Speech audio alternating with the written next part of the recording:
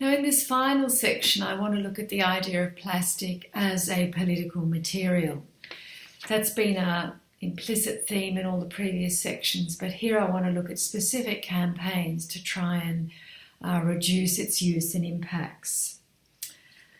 Now, there's no question that plastic has become a matter of concern, that plastic troubles millions of people around the world and provokes numerous questions and anxieties about how much we are entangled with it and how it is entangled with various ecologies. Plastic is now a major focus of innumerable campaigns, issue publics around the world.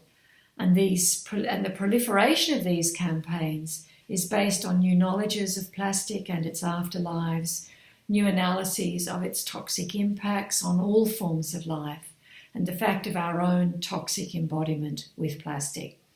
Plastic is making its presence felt, speaking back, persisting, and accumulating long after its use value. Plastic is performing its very socio-technical capacity that was originally used to praise it. It's lasting, it's durable, it's indestructible. But it's this refusal to go away, this persistence of plastic as waste, that is a serious challenge to all political action, because it can't be easily removed. Look at the ocean gyres, it can't be easily recycled. It's difficult to regulate because of its complexity and its pervasiveness. It is difficult to refuse. Now, I've written a lot about plastic and issue publics, particularly in relationship to PET bottles and how plastic has provoked different forms of activism. I don't want to revisit that work or those arguments. Instead, I want to look at how plastic functions as infrastructure and how infrastructure can and cannot be reconfigured. And the example I'm going to use is Northeast Street food markets in inner city Brisbane. And you would have seen in the previous slides a brief description of Northeast Street. It was set up in 1994. It's funded by Brisbane City Council. It's a non-profit community organisation running an edible landscape, nursery, permaculture classes, and a weekly Sunday market favouring organics but not exclusively.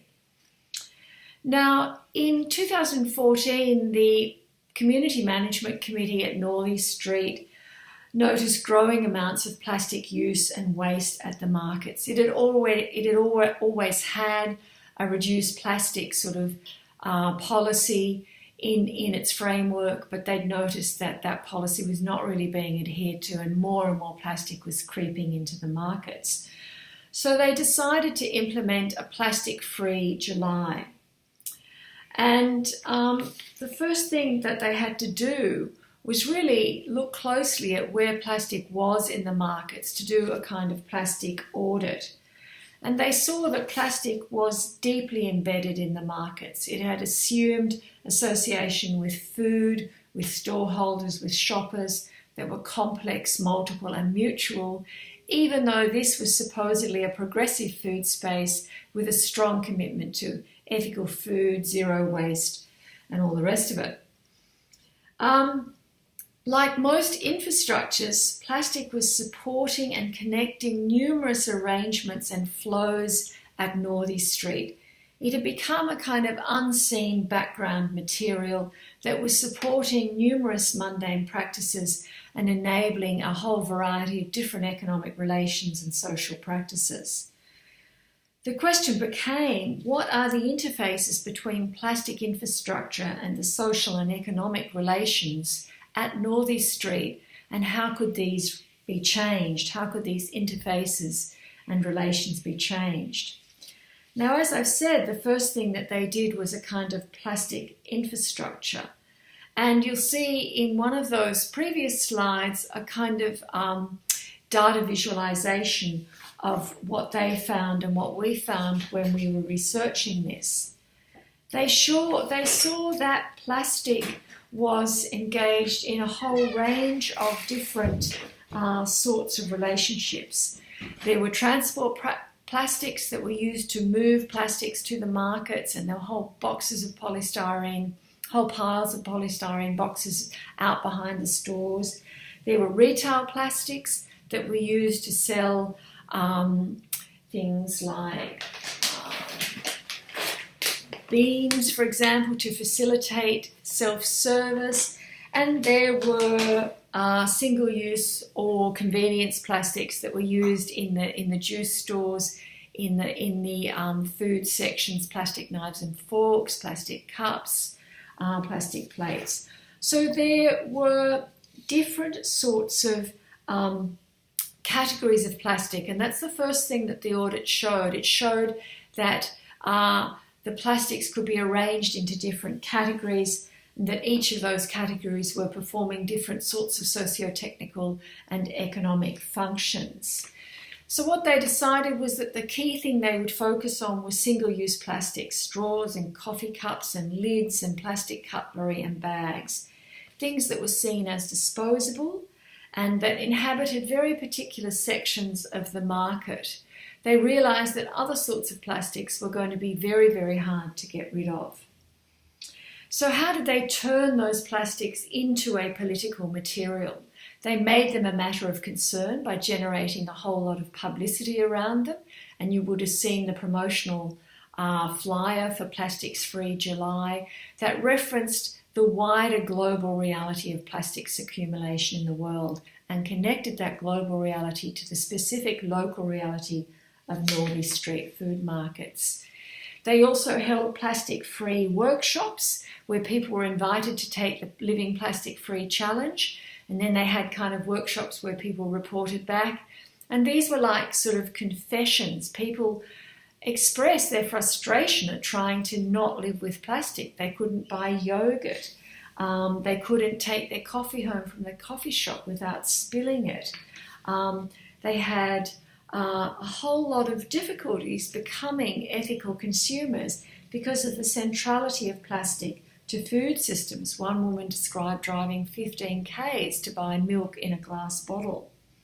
But they really vented and expressed their frustration at trying to get away from this bad material. Storeholders also expressed similar frustration by, showing that it was actually very difficult to sell strawberries without a plastic punnet. Putting them in a paper bag meant that they were easily crushed or they soaked through it. It was very difficult to run the juice store without really efficient kitchen facilities and someone to do washing up if you use glasses instead of throwaway plastic cups. So what all this activity and political focus showed was just the complexities of plastic as infrastructure, the ways in which it was connected to myriad relations and flows, the ways in which it enacted notions of efficiency and convenience. And what was good about it was that it triggered that conversation, but it also showed people how persistent and deeply infrastructural plastic was. So, and trying to reduce its use involved significant and sometimes intractable challenges. So Plastic Free July was an experiment in trying to govern plastic, to render its infrastructural qualities visible and to change those qualities and change the relations that those qualities enabled. But what it revealed was how much plastic actually governed the markets and its participants, how it shaped relations, practices, and made economies and subjects in very particular ways. So in trying to govern plastic, Northey Street realised how much it was actually governed by it. And this brings me to my very brief conclusion.